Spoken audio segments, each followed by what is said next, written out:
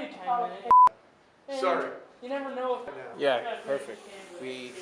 Just go whenever you're ready.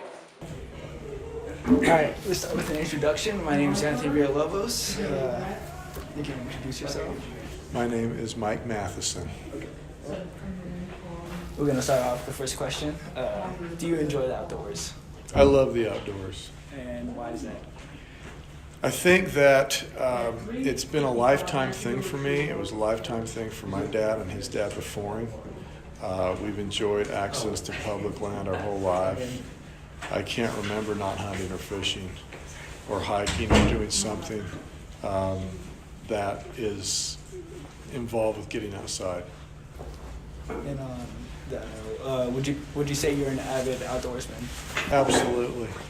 What kind of activities do you participate in? Mostly I fish and hunt, but I also do. I mean, I backpack sometimes, and I am very interested in geology, and I'll go roam around and take a look at different places and try and imagine in my mind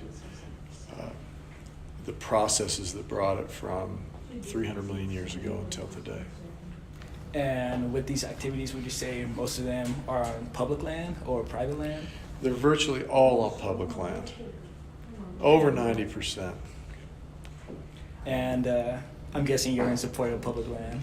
I'm a huge supporter of public land. I think that I think it's what makes, in my experience of traveling around the world, it really makes the United States unique, and it particularly makes the Western United States unique. I was fishing down in Corpus Christi with a close friend of mine, and we hired a guide to go out into the bay.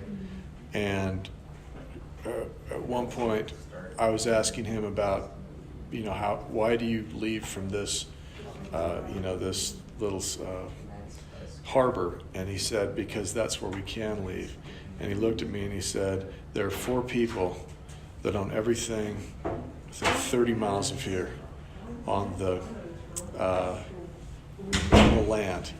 And that just really, it got me thinking about, those kinds of things over the course of a lifetime make me think about how lucky we are to live in a place where there's so much public land where you can be involved in recreation. And so it's really just lucky. And if you look at the things like what's happening in Texas, when you go on a hunt in Texas, for example, you pay for the size of the deer you shoot.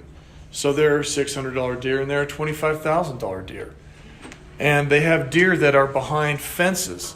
So you're literally hunting on this place where the deer can't get away, or whatever else they've got there. And I just think that, for me, Westerner, I just can't imagine that seeming like it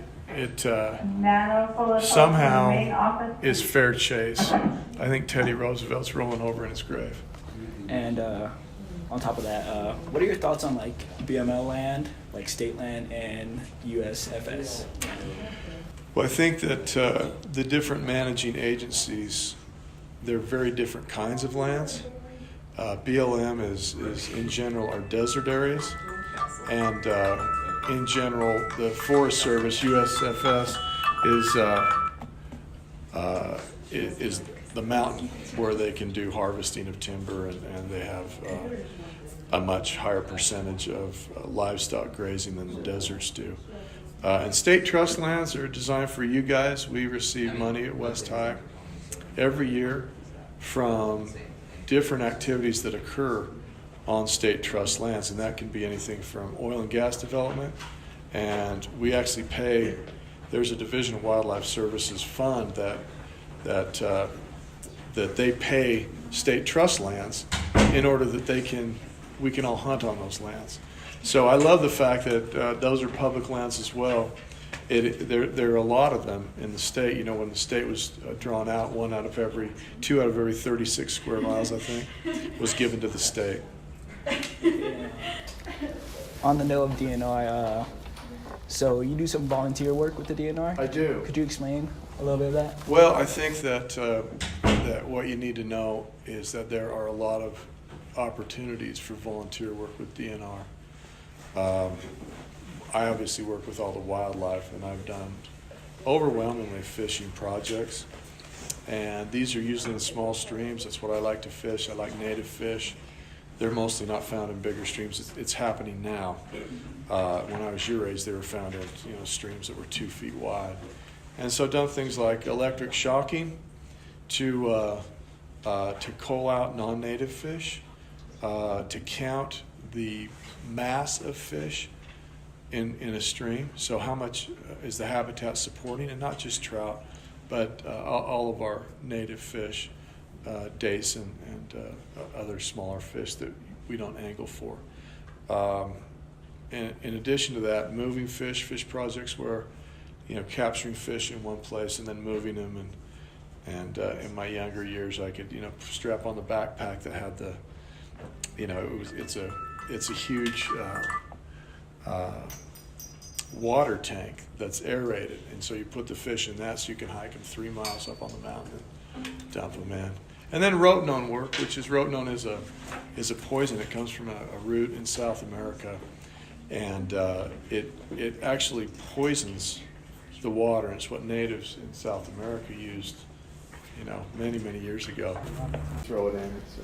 It's like a tuber, like an onion kind of. And now we boil it into to kind of this liquid soup. It's kind of like, it's the same color as milk, but it's a little bit thicker. And you pour it in, and then you cull out the non-native fish, and you go back and months later and put in native fish. And most of this DNR volunteer work, is it like on public land? It's virtually all on public land. Okay. Yeah. And now with the new regulations for the streams, some streams are open at the high water mark into the stream bed. That is open in Utah now. It used to be that if once you got to a property owner's property line, that you couldn't access that at all. And now you can. Okay. Well, So that concludes our interview. Thank you. you're very welcome. Good to see you.